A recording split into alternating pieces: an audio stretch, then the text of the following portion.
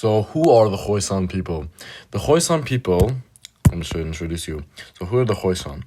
The Khoisan are a group of people living in the Kalahari Desert. Their genes are some of the most archaic out there. Their genes are basically similar to humans that of like hundreds of thousands of years ago. It's basically our ancestors diverged from Hoisan, and the Hoisan they didn't really change as much as we did. But that doesn't limit their genetic diversity from each other, though, as we'll see later. They have a really unique language. They speak with click consonants. That's how you can tell them apart from other African nations. And let me remind you guys one thing. These people, they do not have sub-Saharan African DNA. They're not quote-unquote Negroid. They're not black people. Like, one example we can bring up is Nelson Mandela. Nelson Mandela, despite being of Bantu descent, because he's a Xhosa, we can still see from his phenotype that he has very distinguishable Khoisan features. So their language has click consonants, and as far as I know, it's basically It's basically those three consonants. That's just based on my own knowledge. So the word Hoisan itself is a combination of two words, hoi, pastoralists, herders, etc. And by the way, this was named by the Dutch people who found them, like the Dutch colonialists, and the San, the Bushmen. So they just combined the two words into hoi and san. Hoi and san. And the Khoisan divide into several different groups, the main groups being the Khoikwadi, Tu, and Nga. And they divide into more groups. So as we see, and by the way, in the Johan regions, that's basically the Nga group. So the Tu is in green, and the Khoikwadi, God, I'm sorry if I mispronounced some things here, which is definitely going to be the case. But regardless of that, we have to function despite my problems of not being able to pronounce it. Whatever. Johan or Tu, Nga, and Khoikwadi. And by the way, Khoikwadi divides into two groups, Khoe and Kwadi. Kwadis are pretty much extinct, but they did find, like, in the 1990s or 80s, they did find some populations who were able to speak their language. Now, this is where they live. They live in the Kalahari Desert area, especially the Khoikwadi people, while the rest, the Ngam, the Ora, the Nyung, the Ngo, and the Hoa, they are primarily in, like, not as in deserty places, you can say. I'm not really sure what's the geographical state of that place. But anyways, as we move forward, so the three groups that we have, Khoikwadi, Hoi, and Kwadi, and that's just one group that's divided also into two. Kwadi being extinct. I should have added a crucifixion mark there, just to make it more aesthetic looking. The Tu and Nga. These are the three primary groups. And they're linguistic groups. However, once we divide them up into genetic groups, it's kind of a more geographical based rather than linguistic based. Now, on for the next section. So this is a thing here. We're going to analyze the admixtures here. So in this section, the researchers used the QPADM calculator. And let me just tell you guys, no offense to Davidsky, he's my boy. We're going to make a collab one day for sure. I guarantee you guys that. But it's more accurate to an extent, to a certain criteria. It's more accurate than the Global 25 calculator in the Vahaduo bullshit.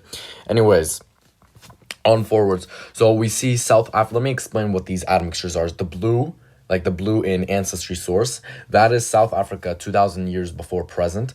So what that is, and let me explain, Tanzania Luxmanda 3,000 years before present. I don't know if it's Luxmanda, but whatever. These are basically traditional foragers. These are foragers, hunter-gatherers, indigenous hunter-gatherers of this place. South African hunter-gatherers and East African hunter-gatherers. Do not confuse them with Horn Africans. And as for Ovimbudu, that's that's just an overall Bantu group. An ancient Bantu group.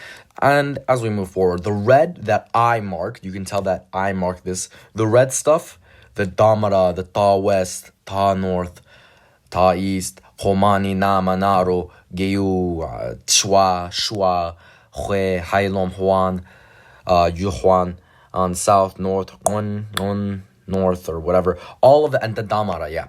All of these are basically Khoisan related groups, whilst the rest, they are, as you can see in the language, I just marked it out so you guys can understand more properly. The green is basically Bantu, red, Khoisan. So their admixtures obviously vary. What is interesting is that the Shua and Hue, they have the most Bantu admixture. And the Khun, they also do have quite a good amount compared to their other neighbors. Like compared to many, like the Yuhuan, they have a lot. The Yuhuan barely have any. And there's primarily more Bantu admixture. Like in general, there's more Bantu admixture among these people than East Indigenous African, of course. But that also, there are outliers like the Nama and Naro people and the Homani. But overall, you can see there is a difference. As for the Damara, they're a very, very interesting case. And the reason being, they speak a Khoi language. But look at their admixture. They're fucking Bantu as fuck. So you could probably say there are some African groups. Mesaman gave a point that these people were just Bantus who like attempted to assimilate people when they got assimilated by the people that were supposed to assimilate themselves. So yeah, that's pretty sad. As for the rest of the groups, yeah, you can basically see their admixture and all that stuff. So last thing I'm going to say, sorry, Davitsky. I'm genuinely sorry. I don't mean to offend you. I'm gonna use your calculator a lot. You can't ban me from using it. Anyways, on to the next section. Ah, yes. This section is probably one of the most confusing ones for me to research. So this study found that, let me read, Okay, so we can just see the clusters here. And let me, guys, explain you what's peripatetic. Shit. Okay, you guys can Google it yourselves. I'm not in the mood to explain. Anyhow, so we see there are clusters, the yellow, the green, the Khoisan cluster a lot compared to most people, especially the Damara. As we see, the Damara, they're literally just assimilated Bantus. Like as you see in this PCA. They're assimilated Bantus. And look at their admixture. If we see their admixture down below, in the southern African part and in the green section, the first green section, we see they're literally very genetically different from the vast majority of Khoisan peoples. And the rest, let's see, the Khoisi, the Twa, Tijimba, Mwepe, Himba, Kovale, yeah, they're all just Bantus. And most of the Khoisan groups, yeah, they do form clusters to an extent. We can't deny that. Like the Naro themselves have their own cluster, and the Hailom, they have their own cluster. The Hue have their own cluster. And if we go a little bit north, we see that the groups, they're very divergent from each other. And like, for example, like let's see, the Ta North and the Ta West and South, despite them being like this close to each other, they're pretty close to Khoisan people. That's what's interesting. And the Nga, these people are very distant. They're very distant to most of these Khoisan groups. So despite all this, Khoisan are still, regardless, genetically diverse. So in the Angolan Namib, the Namibian desert in the Kalahari, basically. So there were the Kwepe people, and they were peripatetic, basically like some nomadic, like the Damara people. They were like a nomadic kind of group. They were Kwadi speaking, formerly Kwadi speaking at least. They all share ancestry, like Bantu related ancestry with the southwestern Bantu pastoralists that surround them, as we see in this graph. So the peripatetic groups, such as the Kwadi and the Mwepe and the Damara, they have a shitload of Bantu ancestry. However, the Southern African related ancestry does not match any of the major components that have previously been described in Southern Africa, as we see here. Despite sharing large amounts of South African ancestry among themselves, the peripatetics, I can't pronounce that thing. It's like this nomadic group that like shifts here and like they sell shit. It's kind of hard to pronounce. They stand out from present-day Southern Africans, suggesting that their Southern African-related ancestry resulted from admixture with a deeply divergent, unsampled group that has yet to be discovered. The same ancestry is also found in other groups in southwestern Africa, including the I don't want to say this word again, peripatetic group, the Damara, i.e. the Bantu groups who have been assimilated into Khoisan-like culture, but it still has been detected in low frequencies in other Angolan peripatetics. Ugh. I hate this word a lot. Like, I genuinely have hate for this word. So, as we move forward, the uniqueness of this new genetic component, hence called KS Namib, is also supported by a PCA analysis. So the thing has been discovered, but like it's kind of like a simulated result. It's not like the legit thing, but whatever. It's also supported by the PCA that you see here. This approach allows us for detecting like population structures of missing data and shit. So like we see some missing data here, which is good. It's a very good thing that we see missing data here. So anyways, and it's called KS Namib. I think that's a really dumb name. It sounds lame. Anyways, so KS Namib can be readily separated from all known major African ancestries, including the Southern African related component identified in ancient hunter-gatherers in Malawi. Malawi is this country that I bet all of you have heard of because of geography now. But regardless, 2,500 years to 8,100 years before present, there were hunter-gatherers in Mali, and the KS Namib looks a shitload like it. That's a really interesting thing I wanted to mention. The genetic component, the simulated genetic component, is very similar to the hunter-gatherers of Malawi. Now on to this. There has been some claims that